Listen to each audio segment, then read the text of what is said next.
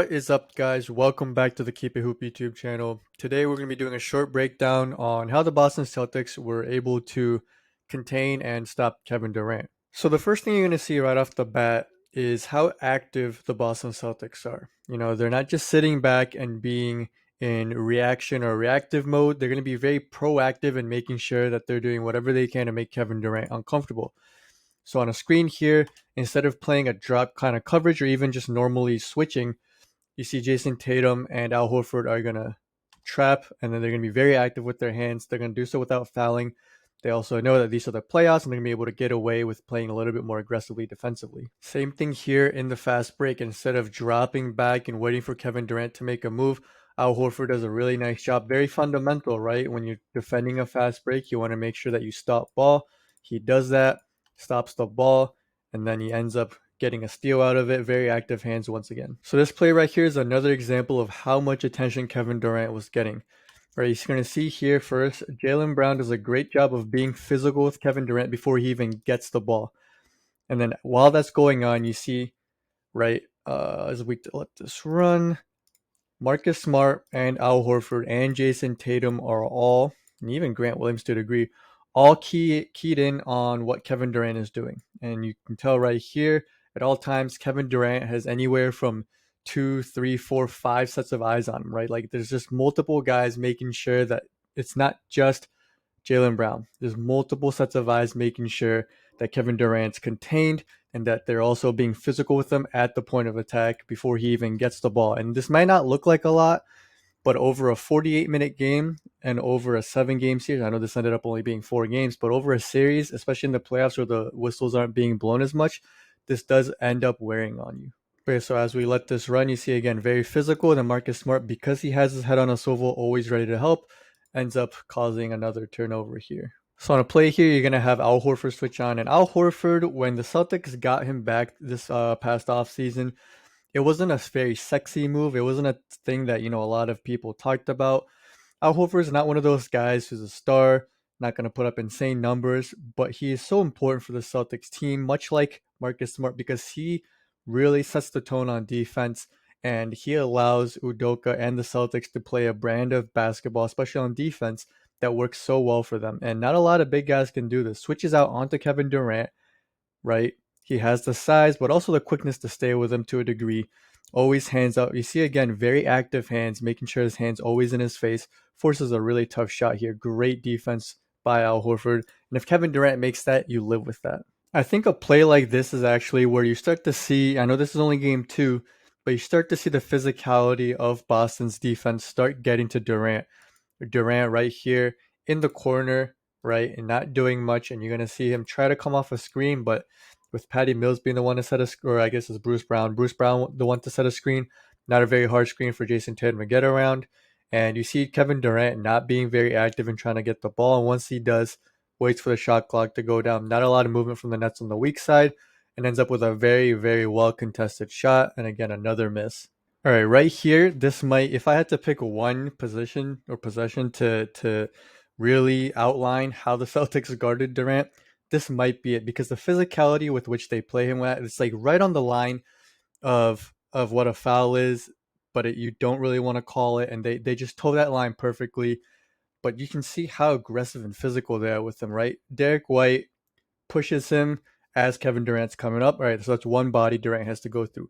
Grant Williams here, just a complete wall, brick wall, doesn't even look at the ball, right? And then he's able to actually do this because he can trust Jaylen Brown to take care of Kyrie, right? So if Grant Williams doesn't have this trust here, you probably don't see him, face guarding Durant like this, and then this position is probably completely different. But again, has that trust, which means Grant Williams can face guard him, front him, be very physical. And then Grant Williams also knows that he has help coming from Marcus Smart and Al Horford and even Derek Williams if need be, right? So a lot of trust, and then you can get that because of the Celtics' wingspan, athleticism, and an effort on defense. And as he's coming around here, they end up switching like the Boston Celtics pretty much did all season. And now you have Jaylen Brown on Kevin Durant, who's been doing a good job, gets his hands in there. Kevin Durant, probably a little tired from having to get across Derek White and Grant Williams, ends up fumbling the ball. Al Horford, Derek White there to get the ball. So Jason Tatum does a nice job here of again being physical and using his wingspan to get across and get the steal. I do think this is where Brooklyn's lack of a true point guard and playmaker really hurt them because yes, Durant looked tired. Yes, Boston did a great job of being physical. Yes, Durant also just missed some makeable shots, but especially in the playoffs, you want to be able to get your guys shots where they're most comfortable, make it as easy for them as possible. And Brooklyn doesn't have anyone to do that for Kevin Durant.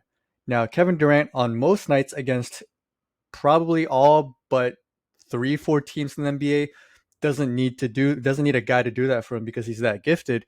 But against a great defensive team, potentially the best defensive team in the league, like Boston, you need that guy to help you get easy shots. And throughout the whole series, Brooklyn didn't have anyone to do that. You ask a guy like Seth Curry, Kyrie, or Bruce Brown to throw entry passes to Kevin Durant or get him easy shots.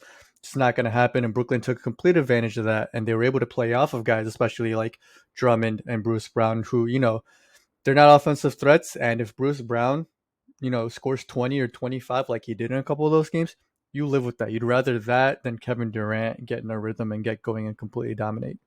This possession right here is just beautiful defense. When you're coaching man-to-man defense and team defense, this is what you're, dreaming of seeing. A team defense that's on the same page, that's rotating, that has each other's back. You see here, Nick Claxton sets a screen for Kyrie up top.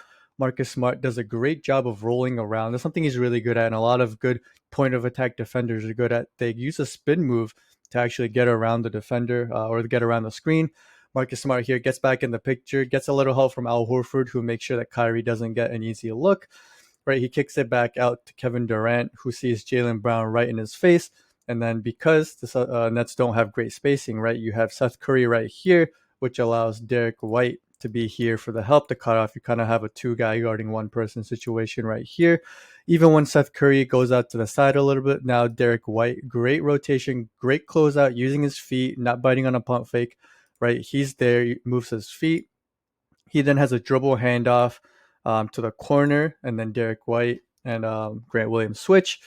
Ends up with a tough pass to KD, which he can't handle. Another turnover forced by the Boston Celtics. So far we've seen a lot of great individual defense as well as good team defense. Right here, another great example of good individual defense.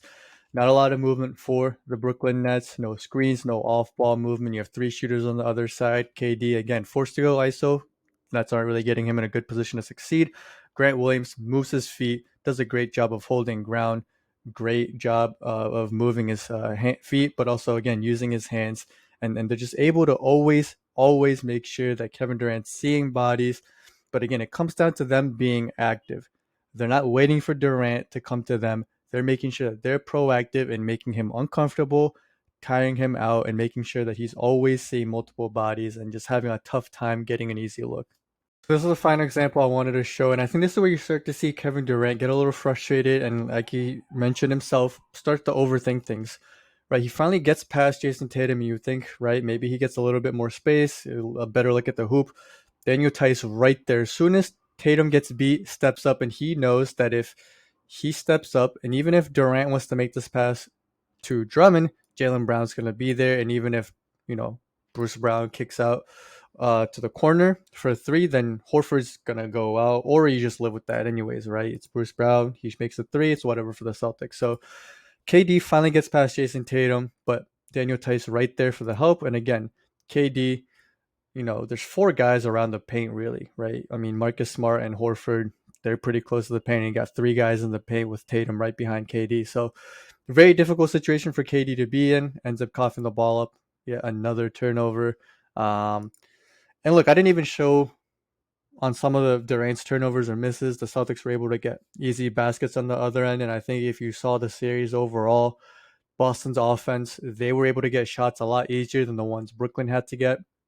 Brooklyn, not known as a good defensive team, really struggled to stop Boston. And it's a never ending cycle because Boston was able to make shots because Brooklyn couldn't stop them, which means Boston was able to set up their defense, which is very elite, and was able to do a good job against the Nets.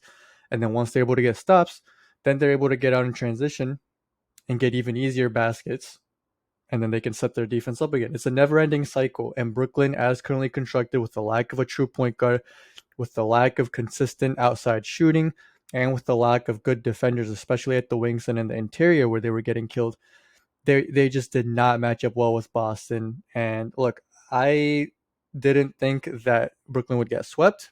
I hate the Nets, but even though I still thought that this game was going to go 7, just strictly off the greatness of Kyrie and Kevin Durant. But props to Boston, props to Ime Udoka and those Celtics players for working their butts off every possession. Played a great series. It's going to be fun to watch them against Milwaukee. We don't know what Chris Middleton's availability is going to be later on in that series, but Boston, watch out, guys. Very scary team, very good team on both ends, with fun guys to watch. Obviously there's Tatum, Jaylen Brown, but even the smaller name guys, Marcus Smart, Horford, Daniel Tice. If you enjoy good basketball, watch them because they play great on both sides of the ball. But yeah, that'll be it for today. Hope you guys enjoyed this video. Please remember to like, subscribe, share, and comment. Check us out on our social media pages. Links will be in the description below. And we'll see you guys next time. Peace.